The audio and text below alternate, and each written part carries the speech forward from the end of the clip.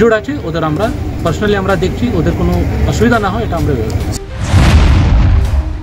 নমস্কার, সকলকে জানাই নিউজ ওয়ান বাংলার পক্ষ থেকে জগদ্ধাত্রী পুজোর আন্তরিক প্রীতি, শুভেচ্ছা আর অভিনন্দন।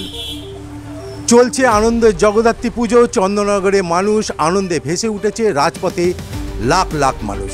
কিন্তু তার মধ্যে একটা ছোট্ট দুর্ঘটনা কিন্তু ঘটে গেল। চন্দননগরের বুকে তৈরি হয়েছিল বিশ্বের নাকি সবথেকে বড় জগদ্ধাত্রী প্রতিমা।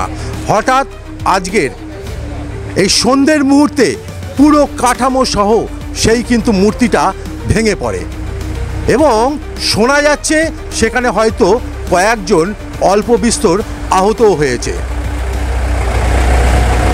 এই যে ঘটনা, এই ঘটনা কিন্তু আগামী দিন সমস্ত ক্লাবকে তাদের যে পুজোর যে পদ্ধতি এবং পুজোর যে পরিকাঠামো সেগুলোকে সুরক্ষিত মতন করার জন্য কিন্তু একটা এর প্রস্তুতি যে দরকার তা কিন্তু চোখে আঙুল দিয়ে দেখিয়ে দিল।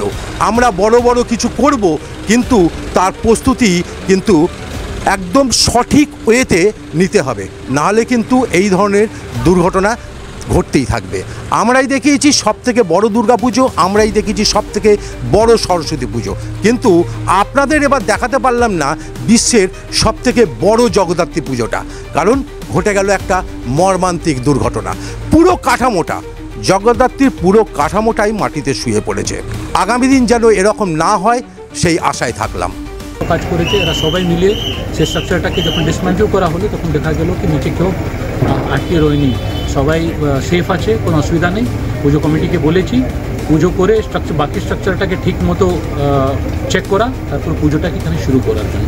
মায়ের কৃপায় সবাই সব কিছু ঠিক আছে, এখানে কোনো অসুবিধা নেই। যারা ইনজোর্ড আছে ওদের আমরা পার্সোনালি আমরা দেখছি, ওদের কোনো অসুবিধা না হয় এটা আমরা ব্যবস্থা। স্ট্রাকচারে কি কোনো টেকনিক্যাল ফল্ট ছিল? এটা আমি করে কথা বলবো, লিগালি করে